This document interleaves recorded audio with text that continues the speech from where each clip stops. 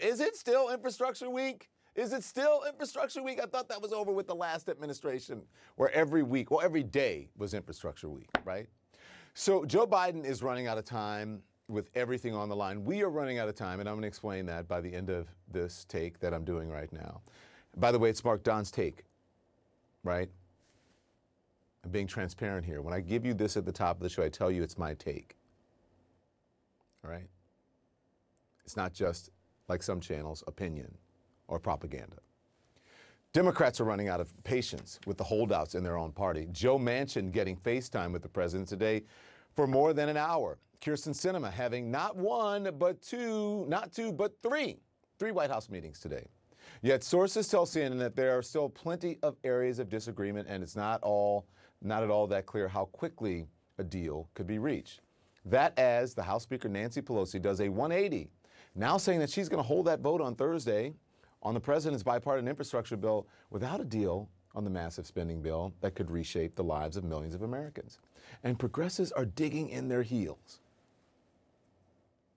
Our caucus is strongest when it's unified, and decoupling these bills, it starts to pit priorities against one another, and that's why I disagree with separating them.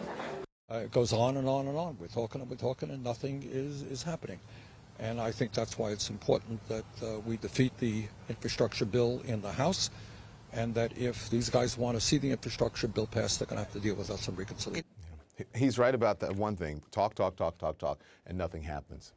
American people need their elected officials to work for them and not for their parties and not for each other or themselves, I should say. That is happening as the clock is ticking to midnight Thursday with a possible government shutdown looming. Military personnel wouldn't get paid, care about the military, but, you know, they're not going to get paid because you can't reach a deal. You don't want to raise the debt ceiling when you've done it before. So military personnel wouldn't get paid, neither would hundreds of TSA employees. Cuts to the CDC, though apparently not to those working on the COVID response. And if the United States defaults in a matter of weeks, nearly 6 million jobs could be lost. Did you hear that? Nearly 6 million jobs could be lost. And maybe that is the point for some. To sabotage it because they're not in power. Well, kind of. Minority rule is happening right now. But anyways, I digress. So 6 million jobs could be lost. Unemployment could soar. Stock prices would plummet, potentially hammering your 401ks. That's what's at stake if Congress can't get it together in time. And then there were the fireworks on Capitol Hill today as the nation's top generals contradicted the president on whether they wanted to keep 2,500 American troops in Afghanistan. I won't share my personal recommendation to the president, but I will give you my honest opinion, and my honest opinion and view shaped my recommendation. I recommended that we maintain 2,500 troops in Afghanistan. General Milley, I assume you agree with that in terms of the recommendation of 2,500? I do agree with that. Okay, so remember, the president told ABC's George Stephanopoulos this, and it was just last month when he did it. Here it is. Your military advisors did not tell you, no, we should just keep 2,500 troops. It's been a stable situation for the last several years. We can do that. We can continue to do that. No, no one said that to me that I can recall. Okay, that I can recall. All right. The fact is, Joe Biden is a commander-in-chief. He ran on getting out of Afghanistan, and he did just that. Now, the White House pushing back on the critics, pointing out nobody thought keeping 2,500 troops on the ground in Afghanistan was sustainable. Recommendations made by a range of his advisors, something he welcomed, something he asked them to come to him clear-eyed about, to give him candid advice. There was no one who said 5 years from now we could have 2,500 troops and that would be sustainable. And I think that's important for people to know and to understand.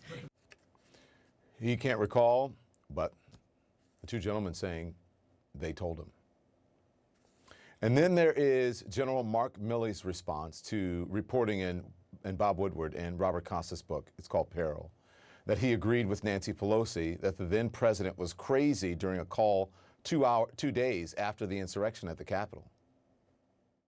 I sought to assure her that nuclear launch is governed by a very specific and deliberate process, She was concerned and made various personal references characterizing the president. I explained to her that the president is the sole nuclear launch authority and he doesn't launch them alone, and that I am not qualified to determine the mental health of the President of the United States. He was emphatic and chose his words carefully. That is a pretty extraordinary statement. The chairman of the Joint Chiefs saying that he's not qualified to determine the mental health of a president. And how about the exchange with Republican Senator Marsha Blackburn, who asked General Milley if he was accurately quoted in any of the books about the Trump administration? General Milley, yes or no to this? Did you talk to Bob Woodward or Robert Costa for their book, Peril? Woodward, yes. Costa, no. Did you talk to Carol Leonick and Philip Rucker for their book, Alone Can I Fix It? Yes. Did you talk to Michael Bender for his book is Frankly, We Did Win This Election, The Inside Story of How Trump Lost? Yes. Yes. Or no? And were you accurately represented in these books? I haven't read any of the books, so I don't know. I've seen don't press know. reporting of it. I Okay. haven't read the books. Let's have you read the books and then let us know if you are accurately presented. Absolutely. And He saw the press reporting, so then he knows the quotes and he knows the context.